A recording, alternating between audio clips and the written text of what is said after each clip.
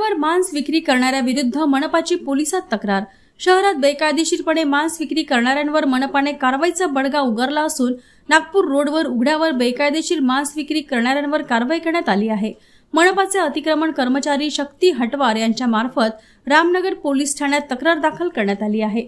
मनपाचे उपद्रव शोध पथक 14 जुलै रोजी झोन क्रमांक 1 अंतर्गत नागपूर रोडवर गस्त घालत होते।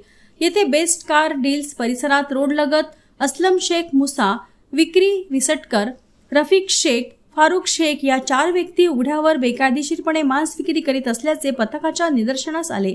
त्यांना मांस विक्री परवाना तसेच कत्तलखान्यात बकरे कत्तल केल्यानंतर देण्यात येणाऱ्या पावतीबाबत विचारणा केली। दोन्हीही बाबी नसल्याचे समजताच बेकायदेशीरपणे मांस विक्री व मटण दुकानात अवैध कत्तल करून निरुपयोगी अवयव परिसरात फेकून दुर्गंधी पसरविल्याबद्दल संबंधितांविरुद्ध तक्रार दाखल करण्यात आली आहे। त्याचप्रमाणे त्यांचे सामान जप्त करून दुकान काढण्यात आले आहे। उघड्यावर मांस विक्री होत असल्याने दुर्गंधी निर्माण होते व धूळ माशा बसून नागरिकांच्या आरोग्यावरही दुष्परिणाम होऊ शकतो। मांस विक्री केल्यानंतर घाण तेथेच टाकली जाते, यामुळे भटक्या कुत्र्यांचा त्रास वाढतो। त्यामुळे उघड्यावर मांस विक्री करणाऱ्यांवर सक्त कारवाई करण्याचे निर्देश आयुक्त विपिन पालीवाल यांनी दिले होते। त्यानुसार तक्रार दाखल करण्यात आली असून यापुढेही कारवाई केली जाणार आहे।